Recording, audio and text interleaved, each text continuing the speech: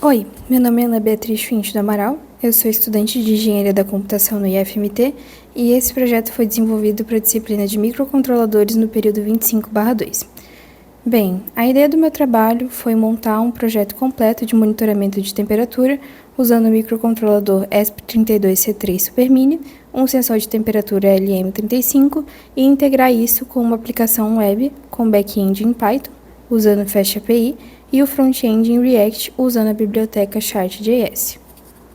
Começando pelo hardware, eu usei um microcontrolador ESP32C3 SuperMini ligado a um sensor de temperatura LM35, onde o LM35 ele vai gerar uma tensão analógica proporcional à temperatura ambiente. Ele está ligado aos 3 volts no ESP, no GND e na entrada analógica dele também, que no meu caso foi o pino 1.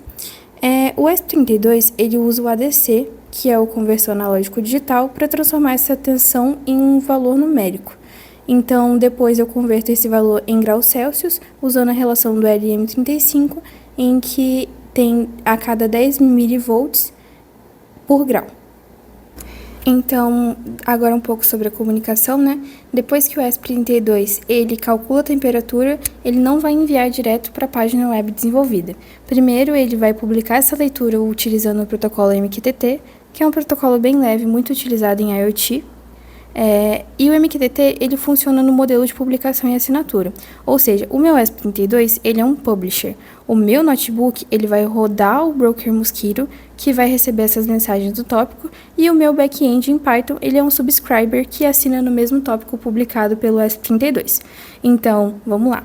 No meu projeto, o ESP32 ele vai publicar a temperatura em texto em um tópico do tipo sensores temperatura LM35, para o broker que está rodando dentro do meu notebook.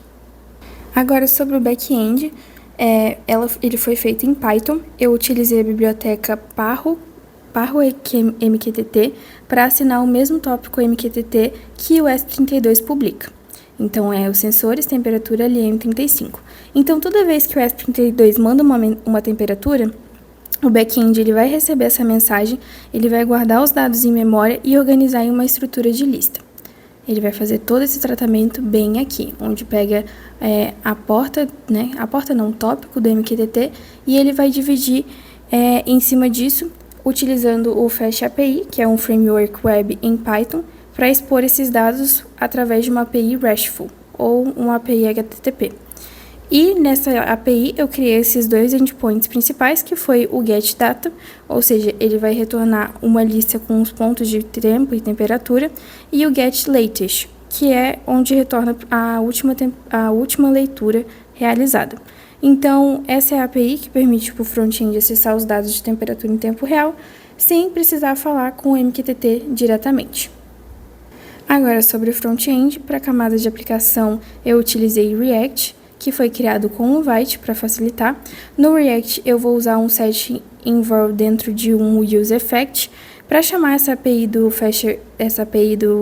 back-end que eu fiz utilizando o FastAPI a cada segundo. Então, as respostas em JSON elas vão ser utilizadas para alimentar o gráfico, que é renderizado com a biblioteca Chart.js, integrado com a biblioteca Chart.js 2, que tem algumas melhorias visuais.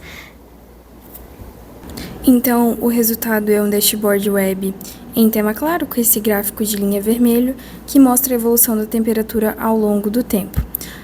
Como tanto o notebook quanto o celular estão na mesma rede do meu telefone, eu consigo acessar esse dashboard também pelo navegador do notebook ou direto pelo celular, usando o IP do notebook e a porta do Vite que eu defini, que é 5173 que está armazenada aqui em cima.